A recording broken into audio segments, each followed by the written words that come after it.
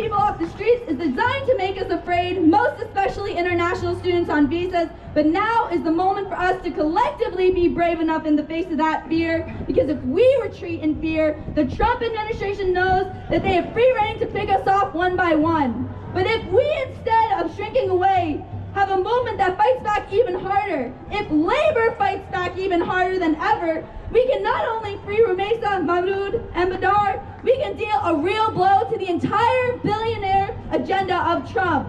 And the entire world will see that Trump is not invincible, that real power is with the people, and that is why we are here today, and that is why we are going to continue to fight to free everyone, and let's march!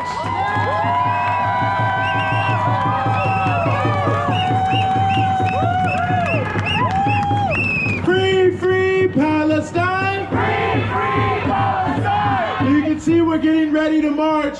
I just want to note that we have a contingent, a deaf contingent that's here. We want to help them make their way to the front of the march, because that's where the interpreters will be. So if you see them, help them get to the front. Don't block them. Give it up for our interpreters, by the way, who have been here all day holding it down for Palestine so everybody can be a part of this event.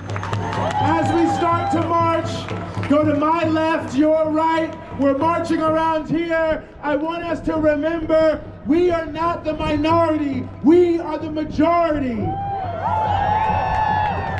Less than half of the people in this country say they're sympathetic to Israel, the lowest in decades.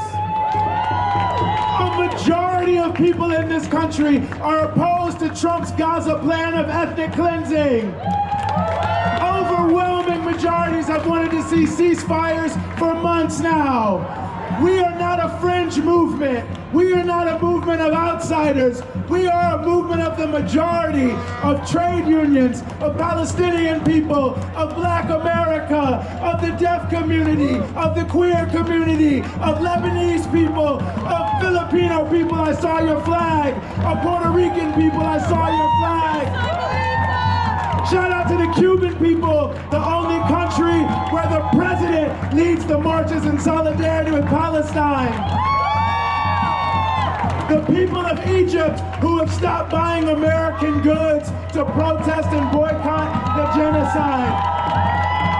The people of Indonesia who are doing the same. And I want to note that today is Palestinian Children's Day.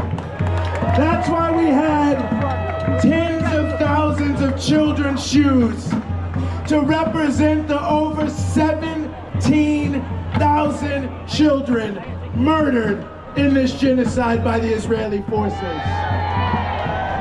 Nearly 40,000 who have been made orphans. We stand on the side of those children and their parents and their uncles and their grandparents and the people they weren't even related to, the over 50,000 who have been brutally murdered by the war criminals in Tel Aviv and right here in Washington, D.C. Don't just march today, and I'll close on this. Don't just march today. Tell someone you know that you marched today. Tell them why you came to D.C. Tell them why you spent your own money to ride hours on a bus to be here. And then tell them how the next time you go out, you want them to be right alongside you. Every single movement that we revere, they said they failed. They haven't succeeded. Why do they keep marching? Why don't they just go home? Why don't they just sit down? But they didn't sit down in the civil rights movement. They didn't sit down in South Africa. In fact, more of them demonstrated, more of them stood up. Yes, more of them went to jail, but they were unbreakable. They were unstoppable. They continue to rise up, and we will do the same.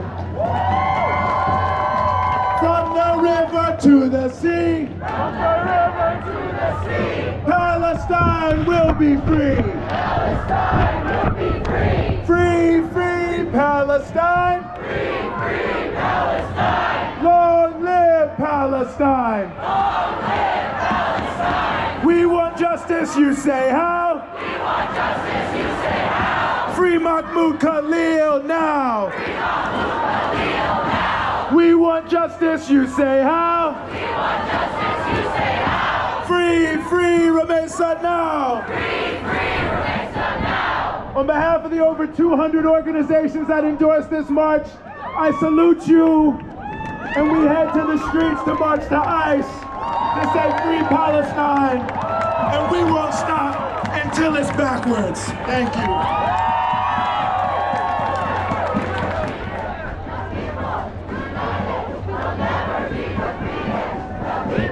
United, we'll never be defeated.